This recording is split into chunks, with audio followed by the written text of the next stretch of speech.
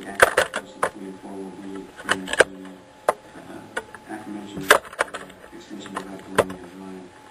City water will be provided to either an approved water treatment plant or be an extension of the existing municipal water line of the city of Imperial, located on the corner of Manses Road and Lee Road.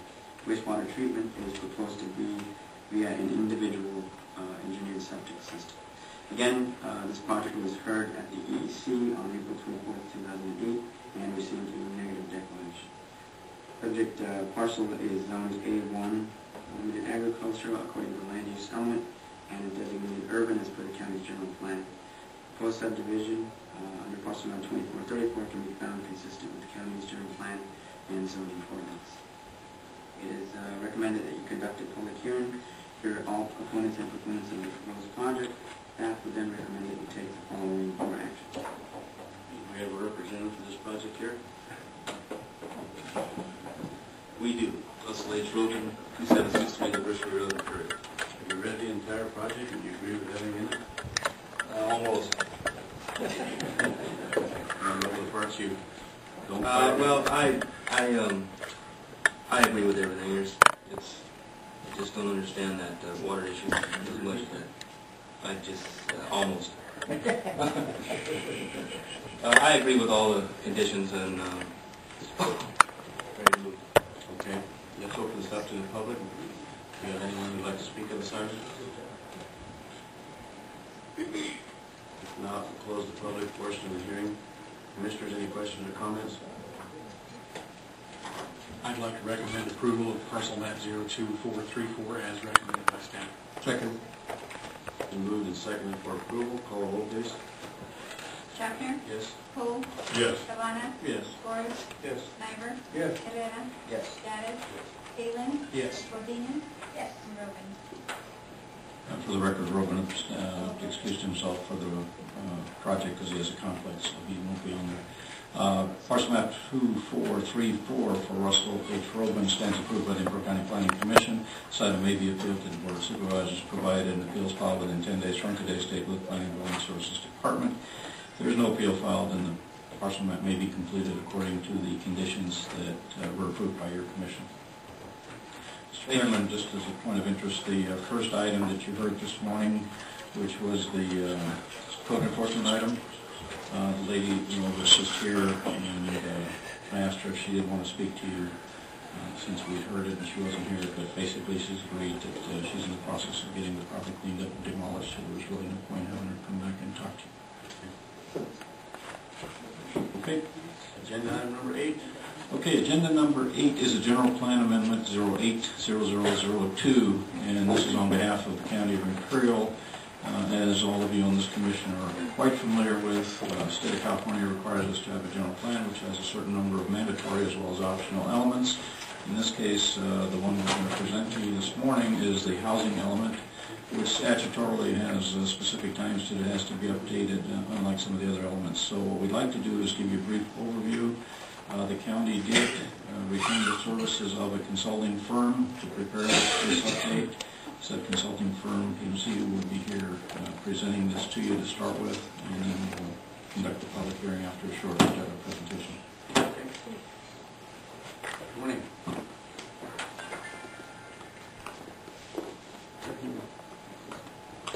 Mr. Chair. Might even push the button on the microphone if it's not on. Real red button and the square button.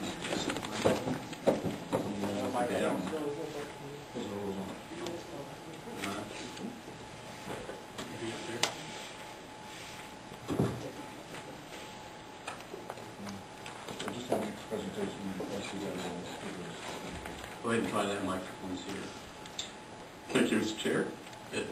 Members of the Commission, it's Jim Carney from PNC. We're here to make hopefully a fairly brief presentation. We're going to walk you through the state-required housing element general plan. It's in draft form right now. I'm actually going to shift up and operate the computer and the slides while... Oh, okay. Great. Thank you. There we go. Well, just by way of a brief introduction, then Michaela Jennings, who's with me, who has been the principal author of the housing element document, working with Dave and other county county staff, Jim and so forth, karate people around the county. We've been working on this for a few months. We've submitted a draft to the state for comments. We've received comments back. And so we're going to just take a few minutes to go through what's required of a housing element, what this thing called regional housing needs allocation number and process is, the state number that's provided to the county that's then allocated to the county and the various cities in terms of the number of housing units that need to be addressed in your housing element. Some housing and income characteristics since the last housing element was updated, which was 2005. There's been some new legislation since then that needs to be addressed here. We'll briefly go through that. A little more details required.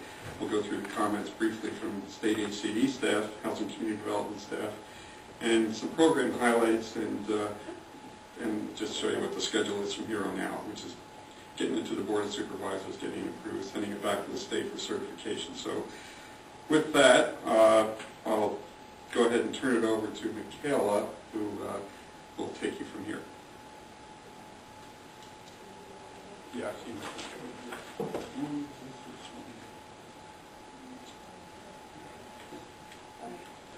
Good morning. My name is Michaela Jennings, and I've been working closely with Dave and Jim to get this housing element drafted and certified to the state. So what is a housing element?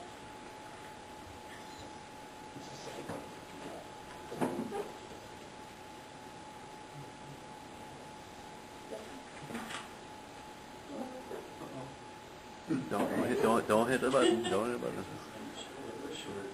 IT guys,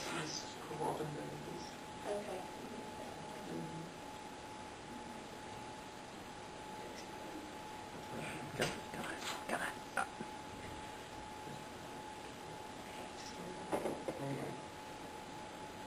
Okay.